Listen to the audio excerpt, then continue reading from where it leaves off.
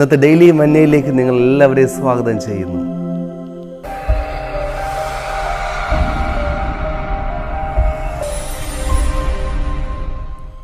കൊട്ടാരത്തിൽ വളർന്ന വിദ്യാസമ്പന്നനായ ഒരു മനുഷ്യൻ ഇതാ മരുഭൂമിയിൽ അലയുകയാണ്.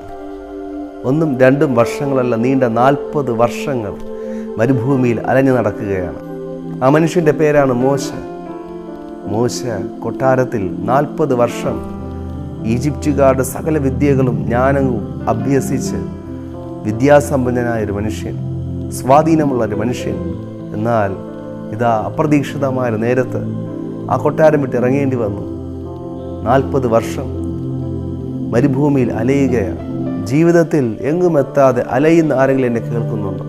നിങ്ങൾ ഉദ്ദേശിച്ചതുപോലെ കാര്യങ്ങൾ നടക്കുന്നില്ല. പല ജോലികൾ അന്വേഷിച്ച് നടക്കേണ്ടി വരുന്നു. പല ബിസിനസ്സുകളിൽ ഏർപ്പെട്ടിട്ടും ഒന്നും ശരിയാകാതെ തളർന്നു പോകുന്ന അനുഭവത്തിൽ നിങ്ങളായിരിക്കുന്നുണ്ടോ? എന്നെ കേൾക്കുന്ന പ്രിയപ്പെട്ടവരെ, ഒന്നിലും സ്ഥിരപ്പെടാതെ ഇരിക്കുന്ന അനുഭവം നിങ്ങളുടെ ജീവിതത്തിലുണ്ടോ? നിങ്ങളൊരു പക്ഷേ ഒരു മോശയായിരിക്കാം. നീണ്ട 40 വർഷം മോശ മരുഭൂമിയിൽ അലയുകയാണ്. എന്നാൽ ആ മരുഭൂമിയിലായിരുന്ന മോശയുടെ 80-ാമത്തെ വയസ്സിൽ ദൈവം മോശയെ തേടി വരികയാണ്. മോശയ്ക്ക് ദൈവം പ്രത്യക്ഷനായി. മോശയോട് ദൈവം സംസാരിക്കുകയും ഏകദേശം 30 ലക്ഷത്തോളം വരുന്ന ഇസ്രായേൽ ജനത്തെ ഈജിപ്തിൻ്റെ അടിമത്തത്തിൽ നിന്ന് മോചിപ്പിച്ച വിമോചന നേതാവാക്കി ദൈവം മോശയെ മാറ്റുകയും ചെയ്തു. പ്രിയപ്പെട്ടവരെ, മോശ അന്ന് ചെയ്ത പ്രവൃത്തി നിമിത്തമാണ് ഇന്ന് ഇസ്രായേൽ എന്ന രാജ്യം തന്നെ നിലനിൽക്കുന്നത്. എന്നെ കേൾക്കുന്ന പ്രിയ സഹോദരങ്ങളെ, നിങ്ങൾക്ക് ചില ലക്ഷ്യങ്ങൾ, ചില കാര്യങ്ങൾ നിങ്ങളുടെ ജീവിതത്തിൽ നടക്കാത്തത് നിങ്ങളെക്കുറിച്ചുള്ള വലിയ കാര്യങ്ങൾ നടക്കുവാൻ വേണ്ടിയാണ്. നിങ്ങൾക്ക് വരുവാൻ പോകുന്ന നന്മ ഓർത്താൽ ഇന്നത്തെ കാര്യങ്ങൾ ഒരുപക്ഷെ ചെറിയ കാര്യങ്ങളാണ്. നിങ്ങൾക്ക് ആവശ്യം ദൈവവുമായുള്ള ഒരു ഇടപെടലാണ്. പ്രിയപ്പെട്ടവർ, ഈ ദിവസങ്ങൾ നിങ്ങൾ ആഗ്രഹിച്ചാട്ടെ, ദൈവം എന്നോട് ഇടപെടണം, ദൈവം എന്നോട് സംസാരിക്കണം, യേശു കർത്താവുമായിട്ടുള്ള ഒരു പേഴ്സണൽ എൻകൗണ്ടർ, വ്യക്തിപരമായ ഇടപെടൽ എൻ്റെ ജീവിതത്തിൽ ഉണ്ടാകണമെന്ന് പറഞ്ഞ് നിങ്ങൾ ശക്തമായിട്ട് പ്രാർത്ഥിക്കുക.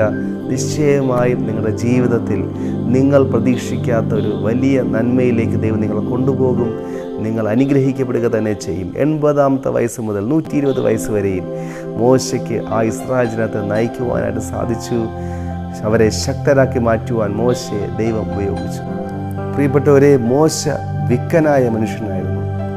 തൻ്റെ കഴിവുകളിൽ ഒത്തിരി പോരായ്മകളുണ്ടായിരുന്നു. എന്നാൽ ആ പോരായ്മകൾക്കപ്പുറമായിട്ട് ദൈവം മോശയെ വഴി നടത്തി.